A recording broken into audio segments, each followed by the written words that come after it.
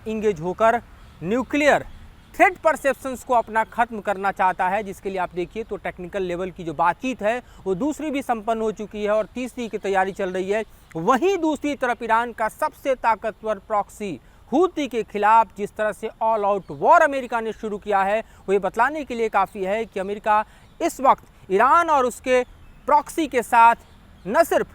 समूचा war zone create कर चुका है, बल्कि वो दबाव भी ईरान को पर बहाने बना रहा है कि अगर ईरान ने उसकी बात नहीं मानी तो दरअसल हूती पर न सिर्फ हमले तेज हुए हैं, बल्कि ईरान के जो नाभिकीय ठिकाने हैं उसको भी अमेरिका दहला देगा। लेकिन इसका कोई बड़ा प्रभाव इस वक्त देखें तो ईरान के हुक्मरानों पर तो पड़ता दिखाई नहीं दे रहा। जिस तरह से उनकी बातचीत है और जिस तरह का स्टेटमेंट सामने आया है उसमें बतलाने के लिए काफ़ी है कि ईरान अमेरिकी शर्तों पर नहीं झुकने वाला। अगर अमेरिका ये कह रहा है कि वो अपने न्यूक्लियर प्रोग्राम को पूरी तरह से रोक दे और साथ ही जो न्यूक्लियर प्रोग्राम्स में उसके डेवलपमेंट है उसको डिस्ट्रॉय कर दे, तो ये दरअसल ईरान को कतई मंजूर नहीं होगा। दूसरी तरफ हूती पर हुए हमले की अगर आप श्रृंखला देखें तो सबसे बड़ा हमला अगर पिछले दिनों में कहीं बोला गया है वो दरअसल हूती के उन ठिकानों पर बोला गया है जिसे हूती का इकोनॉमिक बैकबोन कहा जाता है, यानी रास ईसा, वो इलाका जहां से दरअसल सबसे ज़्यादा रेड सी में देखें तो ट्रेड रूट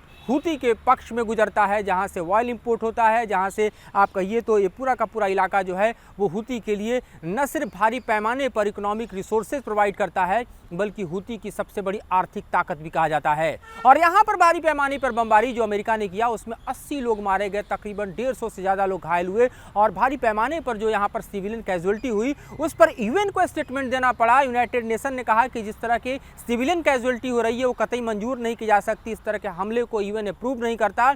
और दूसरी तरफ ये सवाल जब अमेरिका से पूछा गया तो अमेरिका ने इस पर कुछ भी बोलने से मना कर दिया। यानी जो काम इजराइल दरअसल देखें आप तो पिछले 18 महीने से गजा में कर रहा है, वही काम अब यमन में अमेरिका ने शुरू कर दिया है। अंतर इतना है कि गजा में हमास के ठिकाने को भी टारगेट करने में इजराइल को सफलता मिली, लेकिन अगर आप देखें तो 15 मार्च से लेकर अब तक जिस तरह से अमेरिका ने यमन में हूती के ठिकानों पर हमले शुरू किए हैं, जिसमें आप देखिए तो कैपिटल सना का एयरपोर्ट भी नहीं बख्शा गया, हदेदा नहीं बख्शा गया, तमाम इलाके जो है वो टारगेट किए जा रहे हैं। उसमें हूती के लड़ाके तो कम और सिविलियन कैजुअलिटी ज़्यादा हो रही है, क्योंकि हूती के जो ठिकाने हैं उनको टारगेट करने में अब भी अमेरिका को बड़ी कामयाबी हासिल नहीं हो रही है। MQ-9 जो रीपर ड्रोन है उसके ज़रिए वो चाहता है कि उसके ठिकानों की पुरजोर जानकारी उसे मिले ताकि वो पिन पॉइंट स्ट्राइक कर सके। लेकिन आप देखें तो पिछले 24 घंटे में एक और MQ-9 मार गिराया है हूती ने अमेरिका का, और तकरीबन 15 मार्च की बात देखें तो पाँचवा MQ-9 है ड्रोन जिसको मार गिराने में हूती ने सफलता हासिल की है। दूसरी तरफ आप देखिए तो रेड सी का जो समूचा डिस्टर्बेंस है वो आप देख सकते हैं, जहां से अमेरिका और अमेरिका परस्त देशों के ट्रेड रूट के लिए ये इलाका खतरे से खाली नहीं है, जहां से किसी वेसल का गुजरना या फिर आप देखिए तो किसी भी मालवाहक भंडार को लेकर जाना पूरी तरह से आप देखें तो रेड सी में समाने के बराबर है। तकरीबन आप समझिए तो 17% ये रूट जो है वो दरअसल अमेरिका और अमेरिका के सहयोगी देश जो हैं ट्रेड के लिए इस्तेमाल करते हैं, लेकिन ये रूट पूरी तरह से हूती ने अपने हमले से डिरेल कर दिया है, जिसके कारण उन्हें अब साउथ अफ्रीका होकर अपने जो सप्लाई चेन्स हैं उनको क्रिएट करना पड़ा है। दूसरी तरफ आप देखें तो न सिर्फ यहाँ पर एक एयरक्राफ्ट कैरियर बल्कि दो एयरक्राफ्ट कैरियर के साथ अमेरिका तैयार है हूती को टैकल करने के लिए, ईरान को टैकल करने के लिए। यहाँ पर ऑलरेडी USS ट्रूमैन था, लेकिन उसके बाद भी कार्ल विल्सन को उतारना पड़ा जिस पर F-35 की फ्लीट है। तो आप समझ सकते हैं कि किस तरह से 15 मार्च के बाद लगातार हमले के बावजूद जो है अमेरिका को जब बड़ी सफलता यमन की ज़मीन पर नहीं मिली तो उसने न सिर्फ अपनी ताकत बढ़ाई बल्कि ईरान के खिलाफ भी अपनी तैयारी को पुरजोर तरीके से धारदार बनाने की कोशिश की। हवाई हमले बेहतर हो सके इसके लिए B-2B बॉम्बर जो है वो दियाओ गार्सिया में तैनात किए गए, जहाँ से उड़ान भरते हैं और आते हैं यमन के वो एयर स्पेस में और फिर हूती के ठिकानों को टारगेट करने की कोशिश करते हैं। लेकिन अब तक देखें तो कोई बड़ी कामयाबी हूती के खिलाफ नहीं मिली है, क्योंकि कोई न बड़ा कमांडर मारा गया, न उसके जो आर्म्स और ख़ास तौर पे आप देखिए म्यूनिशन सेंटर्स है वो कोई बड़े डिस्ट्रॉय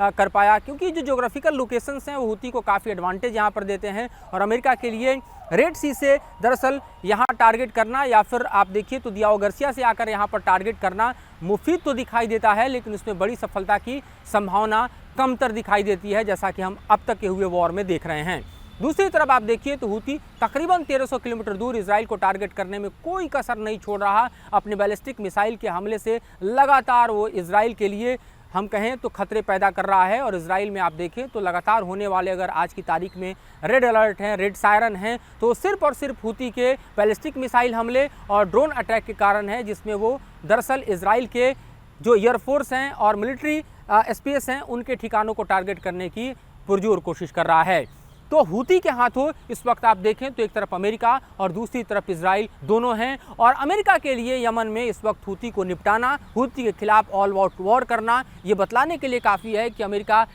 अब और ज़्यादा रेड सी में बंद पड़े ट्रेड रूट को अफोर्ड नहीं करना चाहता, क्योंकि अमेरिकी इकोनॉमी के लिए आप समझ सकते हैं कि इस वक्त कितना चैलेंजिंग सिचुएशन है कि ट्रंप को ट्रेड वॉर शुरू करना पड़ा है चाइना के साथ, अन्य देशों पर टैरिफ लगाना पड़ा है। नेगोशिएशंस की स्थिति देखिए तो कई जगह पैदा हुई है, बावजूद इसके आपको देखिए तो ग्लोबल इकोनॉमिक इम्पैक्ट इसका दिखाई दे रहा है। और इस बीच रेड सी का ट्रेड रूट दरअसल जिस तरह से प्रभावित है, उससे अब अमेरिका जो है वो और ज़्यादा इस इलाके को अफोर्ड नहीं कर सकता, जिसके कारण वो हूती पर हमले तेज कर चुका है। आने वाले समय में आपको बताऊं तो और ज़्यादा खतरे की स्थिति दिखाई दे रही है। उसके दो बड़े कारण हैं। एक तो हूती ने चैलेंज देते हुए अमेरिका और इजराइल को पलटवार करने की जो घोषणा की है, वो अपने आप में देखिए तो इजराइल को अलर्ट मोड पर रखा हुआ है, अमेरिका भी रेड सी में पूरी तरह से अलर्ट मोड में है। दूसरी तरफ आप देखिए तो आने वाले दिनों में एक बार फिर से एक और बातचीत का दौर जो है ईरान और अमेरिका के बीच न्यूक्लियर प्रोग्राम्स को लेकर चलने वाला है, जिस पर सबकी निगाहें टिकी हुई हैं। चूँकि जो रोम में बातचीत हुई है उसके बहुत ज़्यादा विवरण तो पब्लिक डोमेन में नहीं आए हैं,